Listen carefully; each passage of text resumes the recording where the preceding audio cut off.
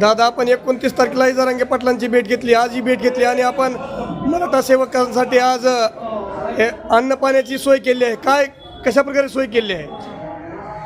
2 दिवसापासून हे तिसरा दिवस आज उपोषणाचा म्हणून जरांगे पाटलांचा चालू आहे. आणि आपण बघितलं असेल की पहिल्या 2 दिवसात की इथल्या प्रशासनानं इथल्या आंदोलकाची गैरसोय व्हावी म्हणून जाणीवपूर्वक या आंदोलकांना खारघरच्या पुढं नाही येऊ देणे, वाशीच्या पुढं नाही येऊ देणे, प्लस या ठिकाणी आले तर या ठिकाणी हॉटेल बंद ठेवणे, त्यांना पाणी मिळू नये, या सगळ्या त्यांनी गोष्टी केल्या होत्या. त्यामुळे काल उद्धव ठाकरे साहेबांनी आवाहन केलं की मुंबईत आलेल्या एक मराठा समाजाच्या आंदोलकाची सोय शिवसेनेच्या वतीने केली पाहिजे. याचाच भाग म्हणून या शिवसेनेच्या वतीने या ठिकाणी सेंट्रल किचन चालू करण्यात आलेलं आहे. आणि हे किचन हे आझाद मैदान लागूनच आहे. त्यामुळे इथं आपण आता बघतोय की दुपारपासून सकाळी वाटप झालं, आताही आपण अन्न तयार करतोय.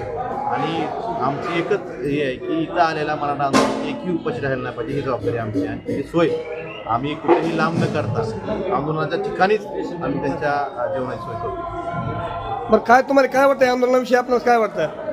सरकारनं वाशीमध्ये जो मोर्चा आला होता आणि त्या ठिकाणी जे आश्वासन दिलं गेलं होतं त्या ठिकाणी मराठा समाजानं गुलाल लावून विजयाच्या आनंदात मराठा समाज परत गावी गेला होता. पण त्यानंतर लक्षात आलं की आपली फसवणूक झालेली आहे. त्यामुळे ती फसवणूक जी झाली त्यासाठी न्याय मागण्यासाठी समाज मागच्या 3 दिवसापासून या ठिकाणी म्हणून गेल्या 3 दिवसापासून अन्न पाणी त्यांनी त्याग केलेला आहे. त्यामुळे यांची तब्येत वरच्यावर खालावत जाते. सरकारकडनं कुठली अद्यापर्यंत अधिकृतरित्या कुठलाही मंत्री किंवा मंत्री गटाचे सदस्य कुठंही या ठिकाणी सरकारनं त्या माध्यमातून म्हणून चर्चा करण्याकरता आलेला नाही.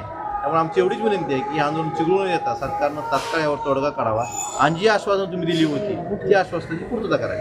आपण काय काय सोय केली आहे या अन्नछत्रात? आपल्या अन्नछत्रात या काय ठिकाणी मला तुम्हाला एवढंच सांगायचं की या ठिकाणी आलेला आपल्या जिल्ह्यातला असेल किंवा जिल्ह्याबाहेरला कुठलाही मराठा आंदोलन उपाशी राहणार नाही.